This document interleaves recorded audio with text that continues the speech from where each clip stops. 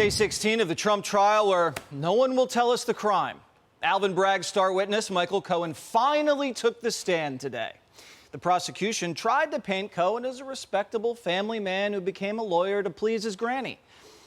But the packed courtroom rolled its eyes because everybody knows the real Cohen, a man who lied to that same granny to get ahead.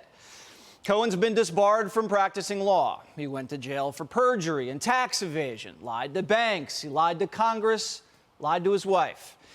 Cohen even secretly recorded conversations with Trump. When you talk to your lawyer and he secretly tapes your conversations and violates your attorney-client privilege, he's not your lawyer, he's a rat. Alvin Bragg's whole case rests on a lying rat.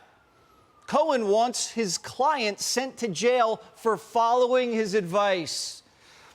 The man will say anything to convict Trump and rehab his disgraced career, because if Cohen's testimony doesn't stick, the CNN hits are over. No more book deals, no more Netflix pilots.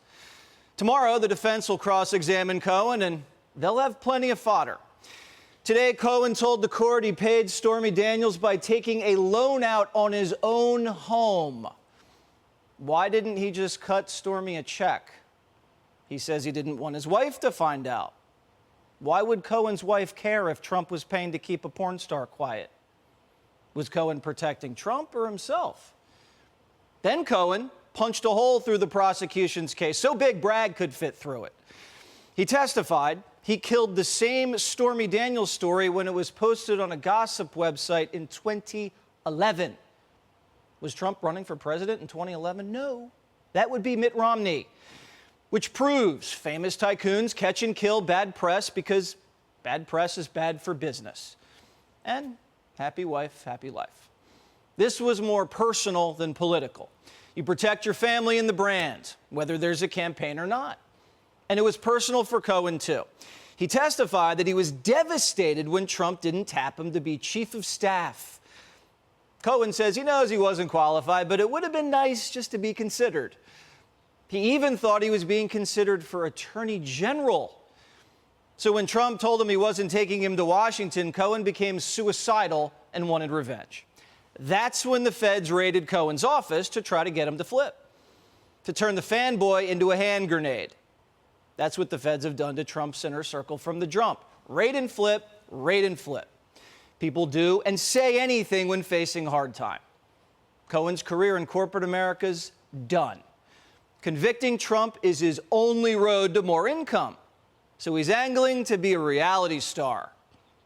My name is Michael Cohen, and for years, I was the personal lawyer for a notoriously bad man. Since then, I've been on a journey of redemption, working to set things right. Now I'm paying it forward, wielding the tools that I've learned for regular people in trouble. The little guy doesn't usually have access to people with my particular set of skills. So if Trump's acquitted, no Netflix deal for Cohen. So Cohen can prattle on all day about the defendant, but the defendant is gagged. He can't defend himself or he goes to jail. Not fair. So Trump brought J.D. Vance to court. Watch. Michael Cohen is the prosecution's star witness. This guy is a convicted felon who admitted in his testimony that he secretly recorded his former employer, that he only did it once, allegedly, and that this was supposed to help Donald Trump. Does any reasonable, sensible person believe anything that Michael Cohen says? Fox caught up with Cohen on his way home today. Michael, you seemed a bit nervous on the stand today. Were you nervous? Is Trump lying? Did he sleep with Stormy Daniels? What comments do you have for Trump? Alvin Bragg wants you to believe a convicted liar and a porn star who sees ghosts. That other star witness, Stormy Daniels, has sex with men for money on camera. This is a woman who will do anything for money, and I mean anything. Her resume is all over the internet if you don't believe me. No morals, no standards, nothing. And she's so well-grounded, she claims she can talk to dead people. The woman testified that she woke up naked in bed and couldn't remember what happened, implying it was a Me Too situation. But a few years back, that's not what she told Bill Maher. Why did you Donald Trump? I have no idea. Okay, but you say it's not a Me Too case. It is not a Me Too case. I mean, I wasn't assaulted. I wasn't attacked or raped or coerced or blackmailed. They tried to shove me in the Me Too box to further their own agenda.